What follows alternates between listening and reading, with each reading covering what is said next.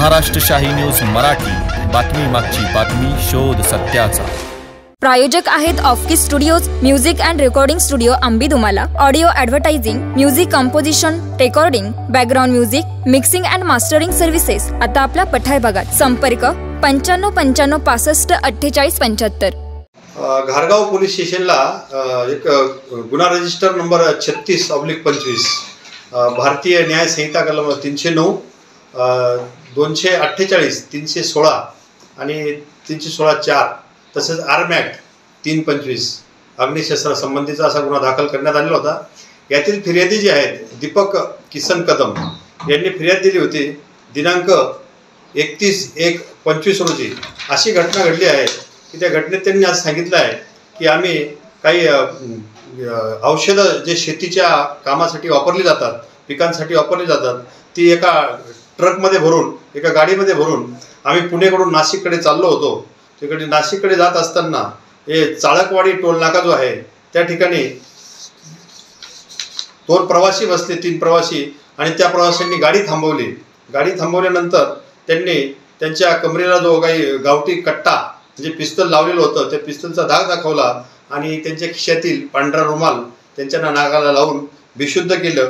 त्याच्यानंतर गाडीतील औषधं ही चोरीस गेलेली आहेत अशा सविस्तर मजकुराची त्यांनी फिर्याद दिलेली होती आणि सदरचा गुन्हा आम्ही रजिस्ट्री दाखल करण्यापूर्वी सदरचा गुन्हा हा आम्हाला आळेफाटा पोलीस स्टेशन येथून 0 नंबरने दाखल होऊन तपास कमी प्राप्त झाला होता।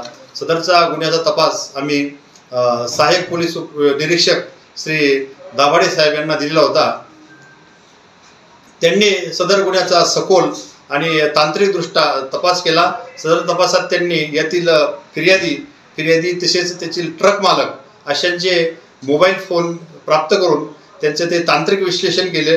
तसेच वेगवेगळ्या टोलनाक्यावर जाऊन टोलनाक्यांचं जे वाहने तिथून पास झालेले आहेत त्यांचे नंबर त्यांनी तिथलं चित्रीकरण तपास कामी प्राप्त केले आणि सविस्तर सखोल तपास करून तपासाअंती असं निदर्शनास आलं की सदर फिर्यादीने दिलेली घटना फिर्यादीमधील तो प्रकार काही घडलेलाच नाही।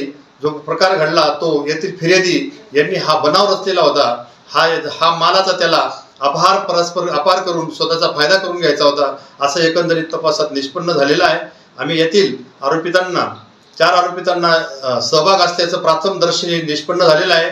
4 आरोपितांना अटक करण्यात आलेली आहे आणि अटक करून माननीय न्यायालयापुढे त्यांना हजर केलं। न्यायालयाने त्यांची 4 दिवस पोलीस कस्टडी रिमांड दिलेली आहे।